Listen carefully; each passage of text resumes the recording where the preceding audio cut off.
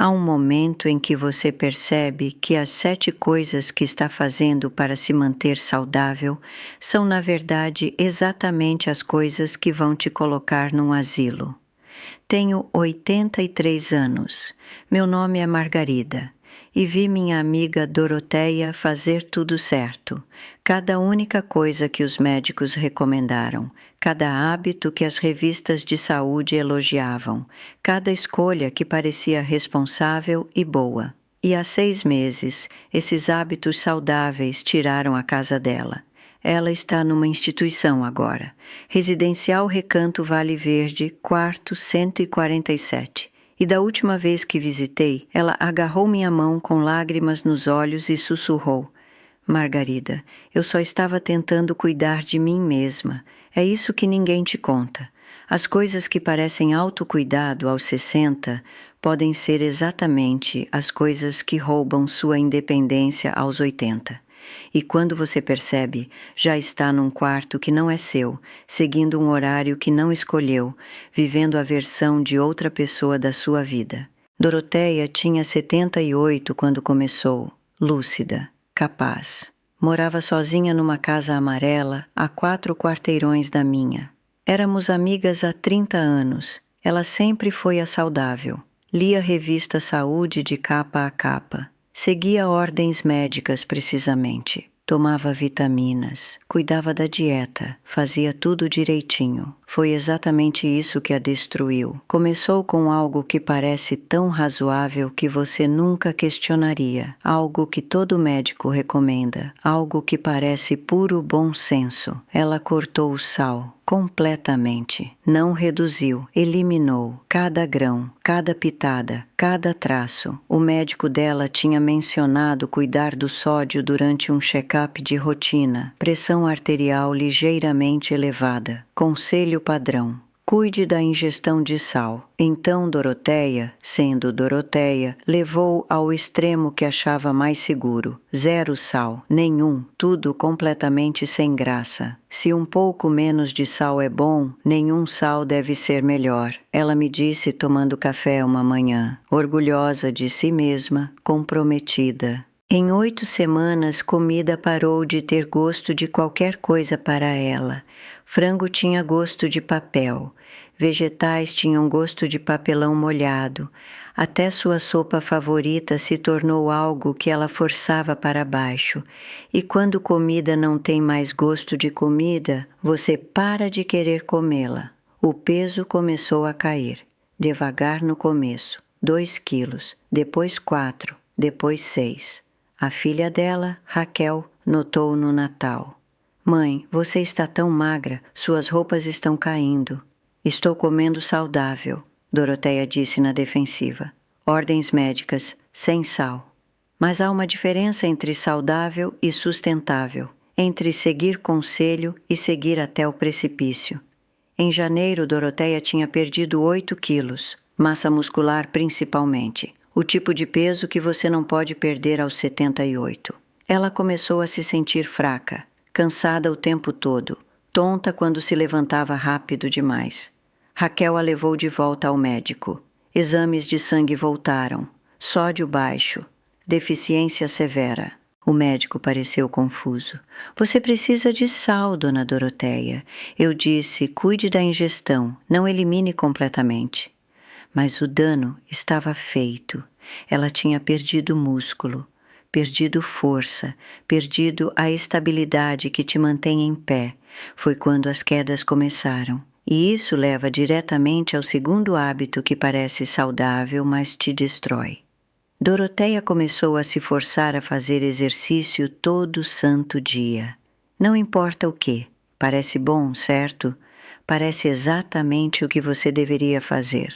Fique ativa, continue se mexendo, use ou perca. É isso que todos os artigos dizem. É isso que o médico dela tinha recomendado junto com cuidar do sal. Tente fazer algum exercício diário. Então Doroteia caminhava 3 quilômetros toda manhã, chovendo ou fazendo sol. Não importava como ela se sentia. Não importava se tinha dormido mal ou se sentia fraca ou tinha dor de cabeça. Porque perder um dia parecia desistir, parecia admitir derrota, parecia o começo do declínio. Ela caminhava através da exaustão, através da tontura, através de dias quando seu corpo estava gritando por descanso, porque descanso parecia preguiça, e preguiça era o inimigo, exceto que seu corpo não estava preguiçoso, estava esgotado, tinha perdido 8 quilos, tinha uma deficiência de sódio,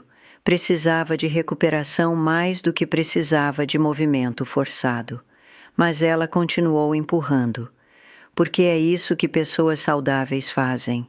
É isso que pessoas fortes fazem. Uma manhã em março, 6 meses nessa rotina, ela caiu durante a caminhada. Tropeçou na calçada irregular a 3 quarteirões de casa. Caiu com força. Quebrou o pulso, pronto socorro. Gesso, 6 semanas de recuperação. Raquel estava apavorada.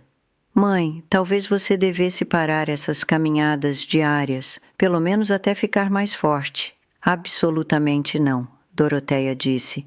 No minuto em que paro de me mexer, é o minuto em que acabo num asilo. A ironia seria engraçada se não estivesse destruindo a vida dela. Porque essa afirmação revela o terceiro hábito que parece saudável, mas na verdade rouba sua independência. Doroteia começou a recusar toda ajuda, completamente, de todos. Ela tinha lido artigos sobre manter independência, sobre idosos que se tornam fardos, sobre a importância de fazer as coisas sozinha. Então, quando Raquel ofereceu ajuda com compras, Doroteia disse não. Quando o vizinho dela, Tom, ofereceu ajuda para limpar as calhas, Doroteia disse não. Quando ofereci para levá-la às consultas médicas, Doroteia disse não. Preciso fazer essas coisas sozinha, ela dizia, como um mantra. Preciso provar que ainda consigo. Mas aqui está o que esses artigos não te contam. Aqui está o que ninguém explica. Independência não é recusar toda ajuda. Independência é ter a sabedoria de aceitar ajuda com as coisas pesadas, para poder continuar fazendo as coisas importantes. Carregar 20 quilos de compras quando você perdeu 8 quilos de massa muscular não é independência. É orgulho que vai quebrar seu quadril. Subir numa escada para limpar calhas aos 78 não é autossuficiência. É teimosia que vai te colocar no hospital. Dirigir para todo lugar, mesmo quando mal consegue ver na chuva, não é manter dignidade. É arriscar sua vida e a de todos os outros. Mas Doroteia não conseguia ver a diferença. Para ela, aceitar qualquer ajuda significava render-se, significava admitir que era velha, significava começar no caminho para uma instituição, então ela continuou fazendo tudo sozinha. Cada coisa pesada, cada coisa arriscada, cada tarefa que teria sido inteligente delegar. Ela caiu de novo em maio, em casa dessa vez, tentando mover uma caixa pesada da garagem. Perdeu o equilíbrio, caiu, quebrou o quadril. Raquel a encontrou 2 horas depois. Pura sorte. Ela só tinha passado para deixar uma correspondência. Se não tivesse, Doroteia teria ficado naquele chão a noite toda. Hospital, cirurgia, pinos, clínica de reabilitação. E foi quando Raquel começou a ver todas as outras coisas que Doroteia tinha estado escondendo. Quarto hábito que parece responsável, mas destrói você. Pular medicamentos que têm efeitos colaterais. O hospital fez exames de sangue. Descobriu imediatamente que Doroteia não estava tomando metade dos medicamentos prescritos. O remédio de pressão arterial que a deixava levemente cansada. Parou de tomar. O remédio de colesterol que incomodava um pouco o estômago. Parou de tomar. A aspirina em dose baixa que dava azia leve. Parou de tomar. Ela tinha lido artigos sobre excesso de medicação em idosos, sobre efeitos colaterais sendo piores que os problemas, sobre ficar lúcida e alerta. Então ela apenas parou quietamente. Não disse ao médico, não disse a Raquel. Apenas decidiu por conta própria quais medicamentos valiam os efeitos colaterais e quais não.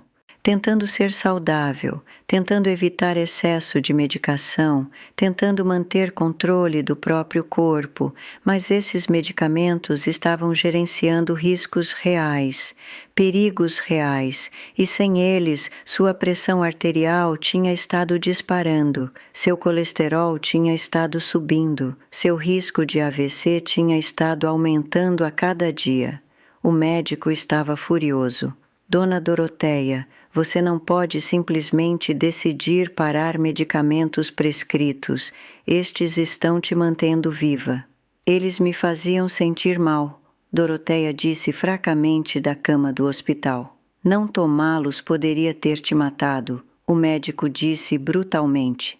Raquel parecia ter levado um tapa. Mãe, por quê? Por que não me contou?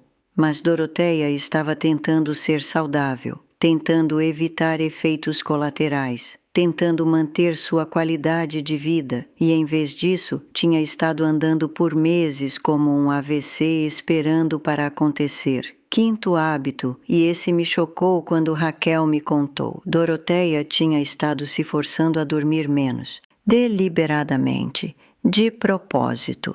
Ela tinha lido que idosos precisam de menos sono que pessoas mais jovens, que dormir demais era sinal de depressão ou declínio cognitivo. Então começou a colocar despertador para 6 da manhã, não importa que horas tinha dormido. Começou a se forçar a ficar acordada até 11 da noite, mesmo quando estava exausta às 9. 6 horas de sono. Talvez 7 numa boa noite. Mesmo que seu corpo quisesse 9, porque dormir mais de 7 horas parecia ceder, parecia declínio, parecia o começo do fim. Ela estava cronicamente exausta, funcionando no vazio, mas dizia a si mesma que isso era normal, que era apenas ter 78, exceto que não era normal, era privação de sono.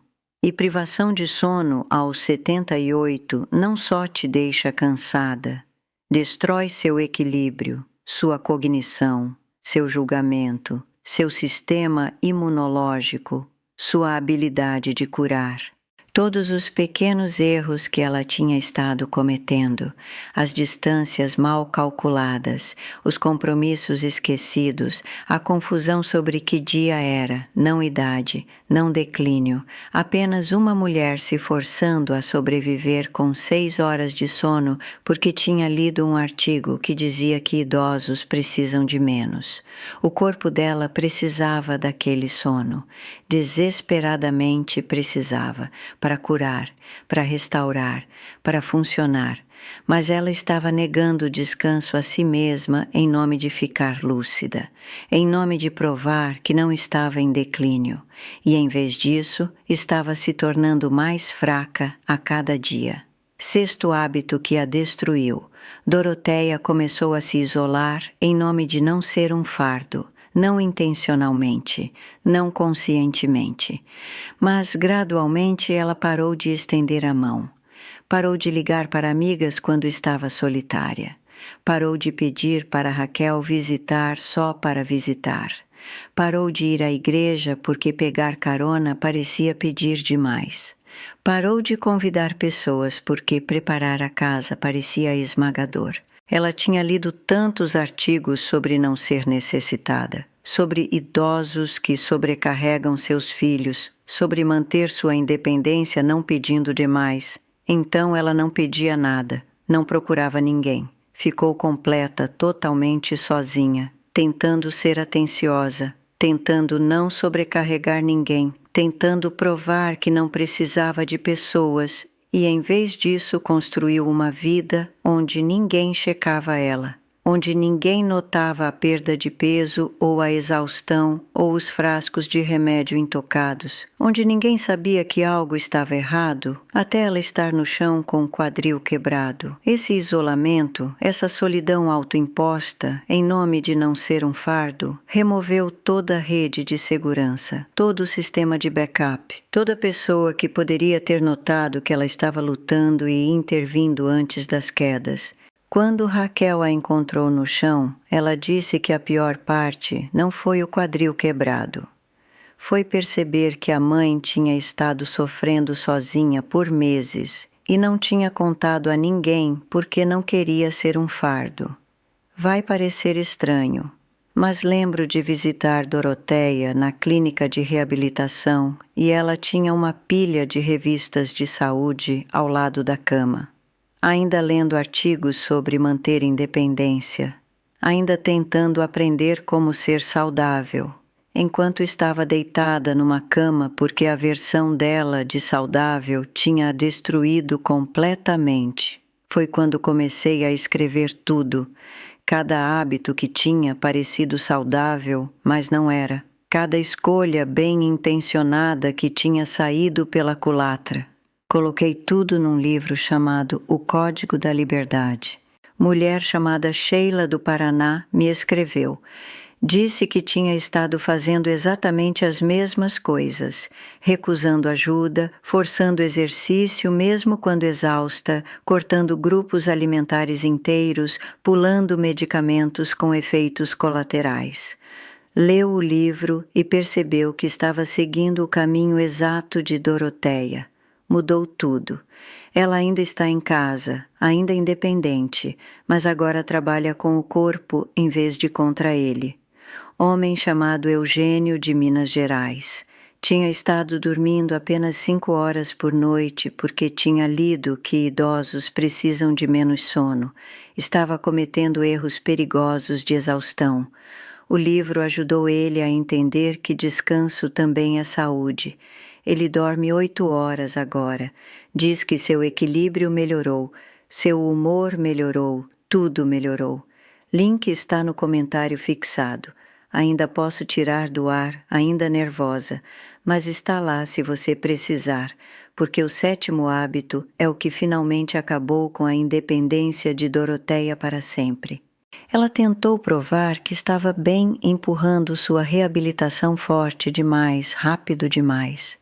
Depois da cirurgia do quadril, na clínica de reabilitação, ela tinha um objetivo: ficar forte o suficiente para ir para casa, provar para Raquel que ainda podia morar sozinha, provar para si mesma que não tinha perdido tudo. Então ela empurrou, mais forte que os fisioterapeutas recomendavam, mais longo que seu corpo podia aguentar, através de dor que deveria ser um sinal para parar, porque parar parecia desistir, descansar parecia fraqueza, e ela tinha algo a provar. Os terapeutas continuavam dizendo para desacelerar, para ouvir o corpo, para tirar dias de descanso, mas dias de descanso pareciam regressão. Como admitir derrota? Como se aproximar de colocação permanente numa instituição? Então ela empurrou, ignorou os sinais de dor, recusou tirar dias de folga, trabalhou até a exaustão todo dia e se machucou, rasgou algo no outro quadril, atrasou sua recuperação em meses, fez tudo exponencialmente pior. Os terapeutas tiveram que começar de novo. Sua linha do tempo dobrou, sua força declinou em vez de melhorar. Raquel assistiu acontecer. Assistiu a mãe sabotar a própria recuperação, tentando forte demais provar que estava bem. E foi quando Raquel fez a ligação. Não porque Doroteia tinha caído. Não porque tinha estado pulando medicamentos ou recusando ajuda ou se isolando, mas porque Doroteia não conseguia parar, não conseguia trabalhar com o corpo, não conseguia aceitar suas limitações, não conseguia distinguir entre persistência saudável e teimosia destrutiva. Mãe, não acho que você possa viver sozinha com segurança mais. Acho que você precisa de mais apoio do que posso fornecer. Doroteia implorou, realmente implorou. Por favor, só me deixe tentar, me deixe ir para casa, vou ser mais cuidadosa, vou ser melhor. Mas melhor significava mais do mesmo, mais empurrando, mais provando, mais tentando ser saudável de formas que a estavam destruindo. Raquel disse não, e 6 semanas depois, Doroteia se mudou para o Recanto Vale Verde, quarto 147. Compartilhado com uma mulher chamada Helena que assiste novelas em volume máximo. Refeições em horários programados, atividades em horários programados, banhos em horários programados, medicação administrada em horários programados, horário de outra pessoa, regras de outra pessoa, versão de outra pessoa da vida dela. Isso foi há 6 meses. Visito toda terça à tarde. Ela ganhou o peso de volta. Eles salgam a comida dela normalmente. Ela toma todos os medicamentos sob supervisão. Ela dorme 9 horas por noite. Ela descansa quando está cansada. Ela aceita ajuda com tudo. Ela está fisicamente mais saudável agora do que estava há 1 ano. Mas ela não está em casa, está numa instituição. E quando visito, ela sempre diz a mesma coisa.